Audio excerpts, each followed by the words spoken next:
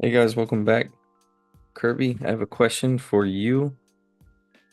Got me thinking on the last video that we did, but why is it that you think that low-ranking service members, maybe high-ranking too, but especially low-ranking service members like to flaunt, brand new cars, nice clothes? Why is it that them on a very low income bracket, I mean, think of it like compared to other people that are maybe working minimum wage jobs, why is it that they flaunt everything or buy a bunch of stuff and put themselves into so much debt and not someone working at like Circle K or something? Um, well, first off, I was a low-ranking service member, so I know I was there. I mean, the thing is understand when you first go to the military, most people go to the military for a reason. And contrary to popular belief, and I know that the American diagram is maybe 10% of the soldiers that join the military is joining quote unquote for their country. It's underlying problems while they're joining, volunteering to be in the service to get told what to do and to do all the stuff. Maybe because they couldn't find nothing out here in the outside world. They wanted to leave home and get away from the community that they was in. They wanted to get away from bad situations, bad relationships. They probably had a lot of student loan debt that they couldn't pay, so they joined the military for student loan debt. It's only that 10% that's out there, like the Tillmans of the world that just wanted to go fight for their country. Uh, Me, and I'll be transparent. I mean, I initially joined the military because I had a kid in college and I didn't want to be a deadbeat dad. That's why. I didn't have no real skills. Like I said, I was a jock. I had no real skills. I was just, I could play football, but that was it. So I joined the military because it was some resemblance close to a team functioning. Of course, I did ROTC in high school, so I understood that. So I joined because of that. So I was to leave a situation to better improve or just to hold me over. But then again, I'm a low ranking soldier, and then money comes in. It's just like anybody that's at a minimum wage job. It's anybody that's moving up in the ladder, in corporate America.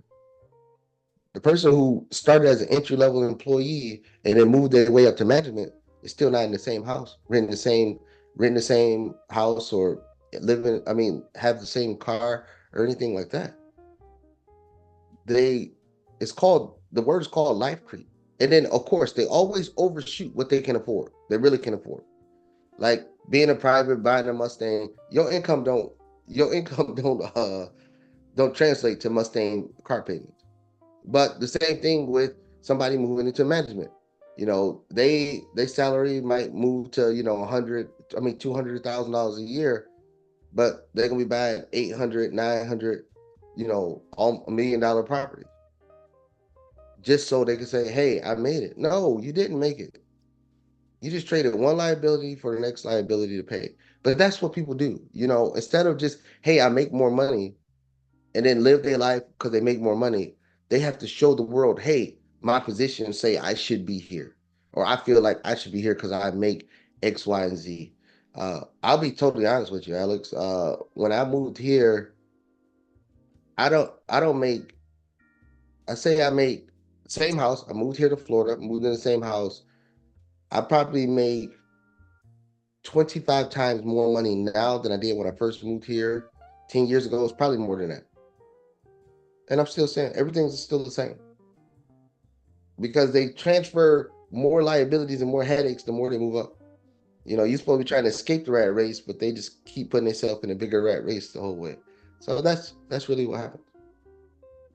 It's just funny because, and I ask you honestly, well, for one, because of your knowledge, but also because I know two people in my life that went into the military and they did that. So like you bringing it up is just hilarious because it's like you don't even know the two people I know, but like you're speaking the exact same thing that they did, and I'm like, yeah. So why is it that they do that?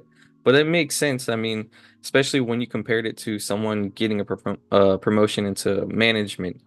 Because I think I could be wrong. I was never in the military, but from seeing people that I know or whatever, it's like whenever they get to like corporal or sergeant that they start to like I know someone that bought a Camaro and I'm like, you I know you don't make that much money, man. Or like bought a jacked up truck and it's things like that. I'm like, good Lord. So, and I know they don't make a lot of money, especially I know in the military does not pay a lot in those lower ranks. So, I know maybe they have less expenses if they're living on base or something, but it's just funny. Because I was like, man, I gotta ask you, what is the secret to wealth in the military? It's no secret. I mean, even me, like, so when I first got in, I, I had enough for a car payment. I lived in the barracks. I had enough for a car payment and a cell phone bill. And I had a Saturn. I had a 2000 1999 Saturn. But when I say basic model, Alex, you don't even know these cars exist. I know you too young for this. My Saturn still had manual windows.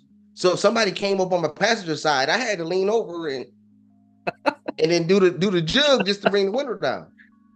That's where I started at. And then so I moved up in rank. I moved up 2 ranks. The only reason why I didn't get a car, I probably didn't get a car when I moved up to the second rank was because I was already in Iraq. But I came back and then I did that and I got like a Tiburon. It was like a sports car. It was manual. So I was like, oh, I'm Mario Andretti in this thing. And then so I did that, and then I moved up ranks again, made it to E5, and then I got the Ford Sport Track, the car that I still have. Well, I still had until a couple years ago. And that's when I realized I was like, if I keep doing this and keep just trading payments for payments, I'm gonna be screwed. And then I stopped.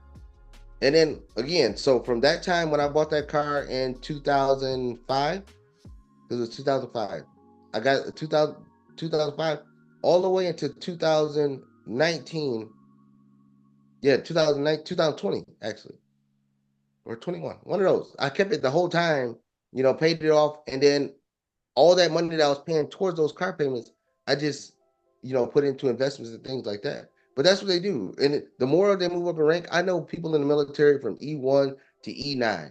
I know O1 to O7 in the military, and they still do it.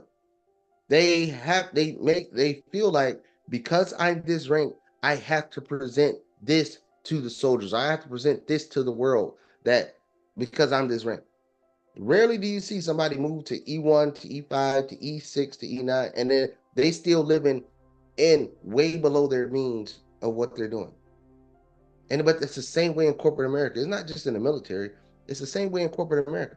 Everybody feels that they have to show the world what they're doing to feel accepted in the world. You can still be the manager or the regional manager in the same house you was in when you were just maybe the department manager. But no, you got to go bigger and better. You got to go bigger and better. Now the number of kids you add hasn't changed, but you just got to go bigger and better just to show the world. And that's what happens in the military, and that's what happens in the civilian world also. So all that being said, guys, if you liked the video, hit the like button. Don't forget to share, subscribe. If you're in the military, let us know which Bugatti you own, and we'll see you guys in the next video.